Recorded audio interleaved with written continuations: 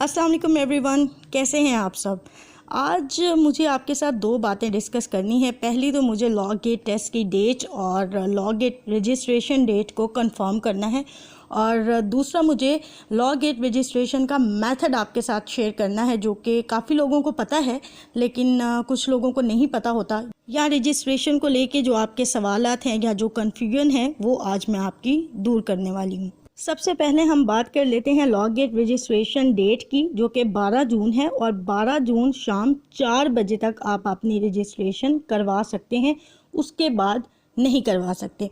इसके बाद बात करते हैं हम टेस्ट डेट की, वो है 25 जून टेंटिवली।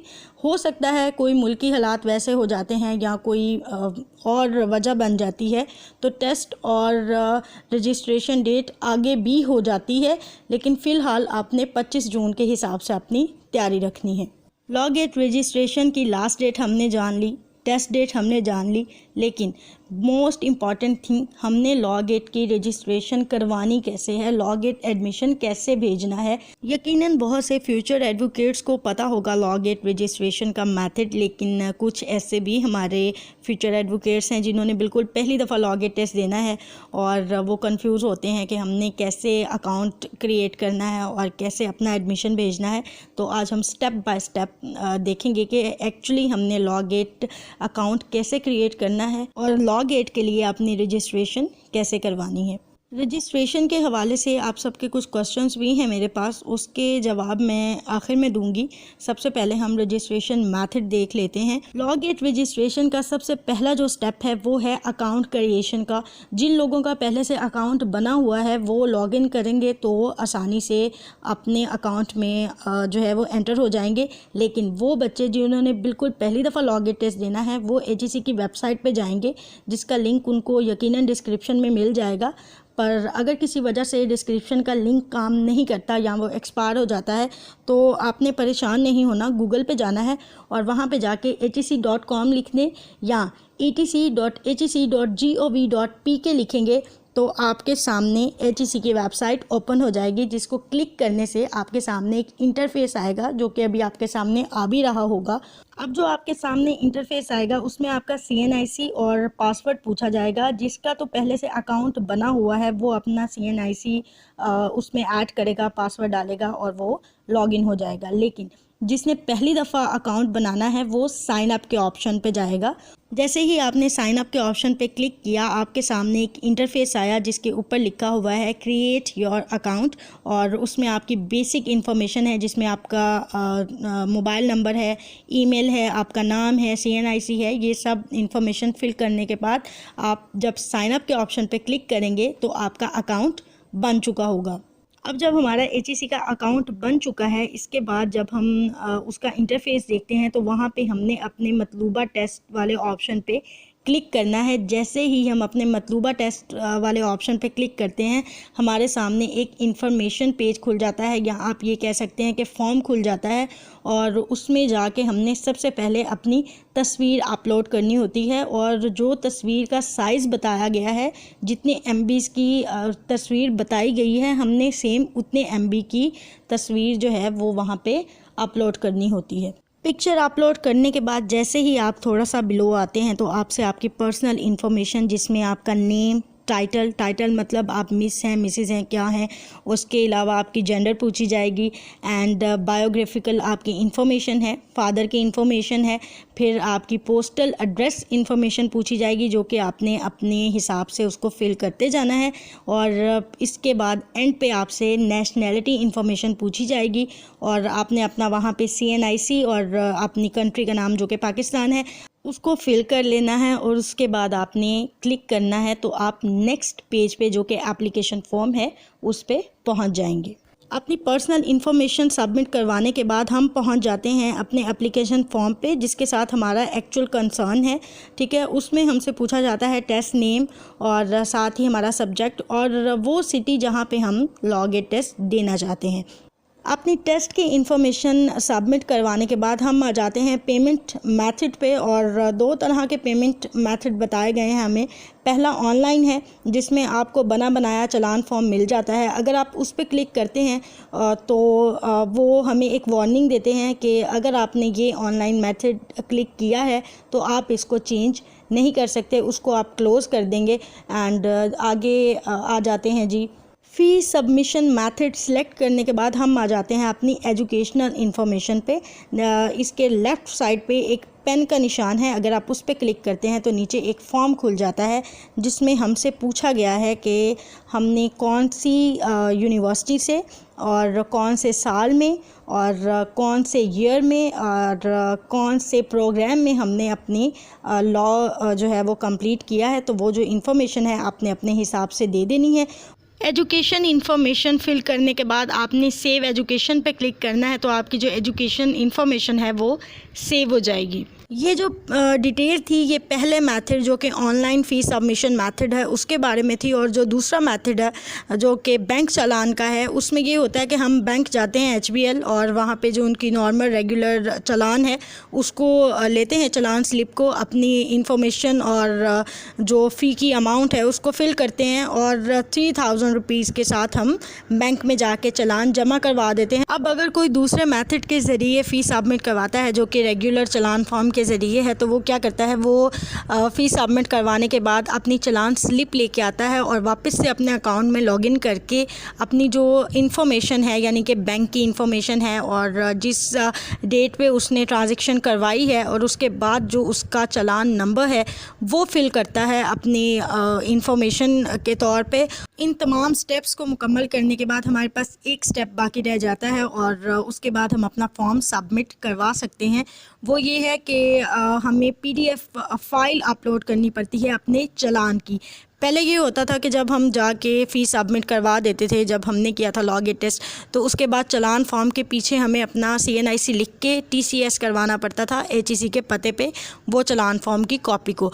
लेकिन अब उन्होंने आप लोगों के लिए आसानी की है, वो ये है कि आपने अपने चालान फॉर्म को PDF फाइल में कन्वर्ट करना है, और वो जो PDF फाइल है वो आपने साथ अटैच कर देनी है और सबमिट पे क्लिक कर देना है। जैसे ही आप सबमिट पे क्लिक करते हैं आपको मैसेज आएगा, आपकी ईमेल पे भी मैसेज आता है, आपके मोबाइल नंबर पे भी मैसेज आता है, और इसके बाद आपको कोड भी मिलता है जिससे ये कंफर्म हो जाता है कि आपकी रजिस्ट्रेशन हो चुकी है, आपका दाखिला जा चुका है। ये लॉ गेट रजिस्ट्रेशन का कंप्लीट मेथड है, और अगर आप स्टेप बाय स्टेप फॉलो करते हैं तो आपको बिल्कुल भी कोई मुश्किल नहीं आएगी। अब हम बात कर लेते हैं चंद सवालात की जो कि लॉ गेट रजिस्ट्रेशन को लेके पूछे जाते हैं। सबसे पहला सवाल ये आता है कि क्या हम मोबाइल के ज़रिए लॉ गेट की रजिस्ट्रेशन करवा सकते हैं, या हमें उसके लिए लैपटॉप की ज़रूरत पड़ेगी या कंप्यूटर की। तो इसका जवाब बिल्कुल हाँ है। आप मोबाइल के ज़रिए अपनी लॉ गेट की रजिस्ट्रेशन करवा सकते हैं, बिल्कुल करवा सकते हैं। फिर हम मोबाइल के ज़रिए रजिस्ट्रेशन कैसे करवा सकते हैं, उसका बहुत आसान सा हल है। आपने डायरेक्ट गूगल पे नहीं जाना, बल्कि गूगल क्रोम में जाना है जो कि हमारा ब्राउज़र होता है। उसमें जाके आपने HEC का लिंक डालना है उसकी वेबसाइट का, और जैसे ही वो ओपन होगी बिल्कुल राइट कॉर्नर पे वहाँ पे 3 डॉट्स का निशान होता है, उसको आपने क्लिक करना है। तो नीचे जब आप स्क्रॉल करते हैं तो डेस्कटॉप साइट लिखा होता है, जब आप उस पर क्लिक करते हैं तो बिल्कुल आपके सामने एक ऐसा इंटरफेस आता है जैसे कंप्यूटर या लैपटॉप का आता है। तो आप इस तरीके से भी अपना इजीली एडमिशन या रजिस्ट्रेशन करवा सकते हैं। फिर एक प्रॉब्लम आती है बहुत ज़्यादा स्टूडेंट्स को कि उनकी पिक्चर अपलोड नहीं हो रही होती, बार बार वो अपलोड करते हैं लेकिन नहीं होती, और जो है वो वहीं की वहीं स्टक हो जाती है। तो उसकी रीज़न ये हो सकती है, एक तो ये रीज़न हो सकती है कि आपने जितने MB बताए गए हैं उससे ज़्यादा की आपकी इमेज है, ठीक है, तो वो एक्सेप्ट नहीं करता उनका सिस्टम। या फिर ऐसा हो सकता है कि जिस मोड में आपका मोबाइल है वो मोड एक्सेप्ट नहीं करता उनका सिस्टम। आप डेस्कटॉप साइट पे जाएंगे और फिर जाके आप जितने रिक्वायर्ड MB हैं उसकी फ़ोटो अपलोड करेंगे, तो आपकी फ़ोटो 2 से 3 मिनट में अपलोड हो जाएगी, ज़्यादा टाइम नहीं लगेगा। फिर कुछ स्टूडेंट्स परेशान रहते हैं ये सोचते हुए कि फ़ोटो हमारी ज़्यादा MB की है और यहाँ पे रिक्वायर्ड कम MB है, हम कैसे इसको कम MB में कन्वर्ट कर सकते हैं, तो उसका बहुत आसान सा हल है। मैं पहले भी बता चुकी हूँ, मैं रिपीट कर देती हूँ। वो ये कि आपने प्ले स्टोर या गूगल पे जाना है, वहाँ पे जाके आपने लिखना है फ़ोटो कंप्रेसर। ठीक है, फ़ोटो कंप्रेसर ऐप लिखेंगे तो आपके पास बहुत सारी ऐप्स ओपन हो जाएंगी। जो भी आपको अच्छी लगती है, जिसके रिव्यूज़ अच्छे हैं, आपने उसको डाउनलोड करना है और वहाँ पे जाके बहुत आसानी से, बिल्कुल 2-3 मिनट का काम है ये, आपने अपनी जो पिक्चर है उसको कंप्रेस कर लेना है, यानी कम MB का कर लेना है। इसके बाद मसला आता है अपलोड करने में PDF फाइल।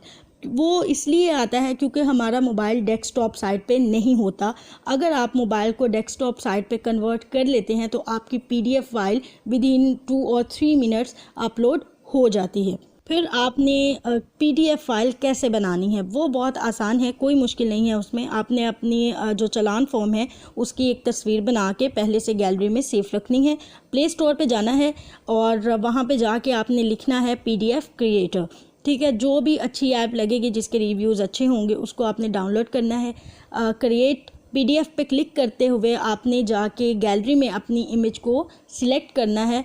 उसके बाद आपने अपनी उस फाइल को नेम देना है ताकि आप उसको डिटेक्ट कर सकें कि कौन सी फ़ाइल आपकी लॉगगेट की रजिस्ट्रेशन के लिए है। और ठीक है, आपने नाम देने के बाद उसको ओके पे क्लिक करना है तो आपकी PDF फाइल बन के आपके मोबाइल में सेव हो जाएगी। एक और सवाल मुझसे पूछा गया था कि क्या हम अपना नंबर या अपनी ईमेल चेंज कर सकते हैं अपने अकाउंट पे, तो उसका जवाब बिल्कुल हाँ है, आप चेंज कर सकते हैं। और तरीकाकार उसका ये है कि टॉप राइट कॉर्नर पे डैशबोर्ड लिखा होता है, आपने उस पर क्लिक करना है। जब आप डैशबोर्ड पे क्लिक करते हैं तो आपके सामने 3 ऑप्शन आते हैं। एक में व्यू प्रोफाइल, दूसरे में अकाउंट सेटिंग और तीसरे में आता है लॉग आउट। ठीक है, आपने अकाउंट सेटिंग पे क्लिक करना है। जब आप अकाउंट सेटिंग पे क्लिक करते हैं तो आपके पास 3 ऑप्शन आते हैं, जिसमें प्राइमरी ईमेल लिखा होता है, यानी आप अपनी ईमेल चेंज कर सकते हैं। ठीक है, वहाँ पे अपनी ईमेल लिखेंगे और अपडेट करेंगे तो आपकी ईमेल चेंज हो जाएगी। उसके बाद पासवर्ड का ऑप्शन होता है, यानी कि अगर आपने पासवर्ड चेंज करना है तो आप पासवर्ड चेंज कर सकते हैं। और जो लास्ट ऑप्शन है वहाँ पे प्राइमरी कॉन्टैक्ट लिखा होता है। जब आप प्राइमरी कॉन्टैक्ट पे क्लिक करते हैं तो सबसे पहले आपको कंट्री कोड देना होता है और उसके बाद वो नंबर जिस पे अब आप अपना अकाउंट एक्टिवेट करना चाहते हैं वो नंबर लिखना होता है। अपडेट पे क्लिक करते हैं, आपके नंबर पे कोड आता है, वो आपको ऐड करना पड़ता है और आपकी जो इंफॉर्मेशन है वो सेव हो जाती है, वो चेंज हो जाती है। इसके अलावा अगर हमसे चालान नंबर गलत लिखा जाए या कोई ऐसी इन्फॉर्मेशन हमारी गलत सबमिट हो जाती है तो क्या हम उसको चेंज करवा सकते हैं? जी बिल्कुल, आप उसको चेंज करवा सकते हैं। अगर आपका चालान नंबर गलत लिखा भी जाता है फॉर एग्ज़ाम्पल, तो जो आपने PDF फाइल अपलोड की है वो किस लिए है? वो इसीलिए है कि वो कंफर्म कर लेते हैं आपका चालान नंबर। लेकिन फिर भी अगर आप परेशान रहते हैं या आप ये सोचते हैं कि हम कैसे इसको ठीक करवा सकते हैं, तो उसका एक सिंपल सा हल ये है कि जब भी आप एप्लीकेशन फॉर्म फिल करते हैं उसके बिल्कुल लेफ़्ट कॉर्नर पे एक आइकन बना होता है, उस पर जब आप क्लिक करते हैं, जो कि आपके सामने आ रहा होगा, जब आप क्लिक करते हैं तो हमारे सामने ग्रीन कलर का एक इंटरफेस आता है जिसमें 2 ऑप्शन होते हैं। पहला होता है ट्रैक कंप्लेंट टिकट और दूसरा होता है ऐड कंप्लेंट टिकट। तो आपने ऐड वाले ऑप्शन पे क्लिक करना है। जब आप ऐड वाले ऑप्शन पे क्लिक करते हैं तो आपके सामने एक फॉर्म ओपन हो जाता है जिसमें आपसे बेसिक आपकी इन्फॉर्मेशन और आपका इशू पूछा जाता है। ठीक है, अगर कोई इमेज है तो वो भी आपसे जो है वो रिक्वायर्ड होती है और जैसे ही आप सबमिट के ऑप्शन पे क्लिक करते हैं तो आपको एक टिकट नंबर आ जाता है। उसके बाद आपका जो मसला है उसको रिव्यू किया जाता है और आपको बता दिया जाता है प्रोसीजर, जिसके ज़रिए आपने जो गलती की है आप उसको ठीक कर सकते हैं। क्या हमें स्पेसिफ़िक पिक्चर अपलोड करनी पड़ती है या हम कोई भी पिक्चर अपलोड कर सकते हैं? तो इसका जवाब ये है कि जो पिक्चर आपको अच्छी लगती है आप उसको अपलोड करें, क्योंकि वो आपकी रोल नंबर स्लिप पे ज़ाहिर होगी और वो सिर्फ आप देखेंगे और कोई नहीं देखेगा। तो जो पिक्चर आपको अच्छी लगे आप उसको अपलोड कर दें। और अगर आप किसी वजह से अपनी पिक्चर चेंज करना चाहते हैं तो जो पिक्चर आइकन है उस पर आपने क्लिक करना है, तो आपके पास जो ऑप्शन आएगा उसमें जाके आपने अपलोड कर देनी है अपनी पिक्चर। ठीक है, तो आपकी पिक्चर चेंज हो जाएगी। HEC का अकाउंट बना हुआ था लेकिन वो ब्लॉक हो गया है, ओपन नहीं हो रहा और नया भी अकाउंट नहीं बन रहा क्योंकि CNIC सेम है। तो क्या करें? तो सबसे पहले तो ये करना है कि फॉरगेट पासवर्ड पे जाना है और जो प्रोसीजर है फॉरगेट पासवर्ड का होता है और वो आपने करना है। और आपका आसानी से लॉगिन हो जाएगा। लेकिन अगर नहीं होता तो ATC की हेल्पलाइन पे कॉल करें, अपना उनको मसला बताएं और वो आपका जो इशू है वो सॉल्व कर देंगे। एप्लीकेशन सबमिट करवाने के बाद जो आपको नंबर्स मिलते हैं या जो आपको कोड आता है उसका स्क्रीनशॉट लेके अपने पास रख लें, क्योंकि जब तक आपकी रोल नंबर स्लिप नहीं आ जाती किसी भी वक्त उनकी ज़रूरत पड़ सकती है। किसी भी किस्म की चेंजिंग जो आप अपनी एप्लीकेशन में करना चाहते हैं वो विद इन टाइम लिमिट करवा लें, उसके बाद आपको परेशानी का सामना हो सकता है। तो ये थे जी चंद वो सवालात जो कि स्टूडेंट्स की जानिब से पूछे जाते हैं, ख़ास तौर पे उन स्टूडेंट्स की जानिब से जिन्होंने पहली दफ़ा लॉगिन टेस्ट देना होता है, जल्दी परेशान हो जाते हैं वो। ठीक है, तो मैंने कोशिश की है कि मैं हर पहलू को कवर करूं और हर तरह की जो भी आपकी कन्फ्यूजन है, जो भी आपका सवाल है उसका जवाब दूं। अगर अभी भी कोई सवाल रह जाता है तो आप मुझसे बिला झिझक पूछ सकते हैं। इंशाल्लाह मैं कोशिश करूँगी कि आपकी जो कन्फ्यूजन है या जो आपकी परेशानी है वो दूर हो सके।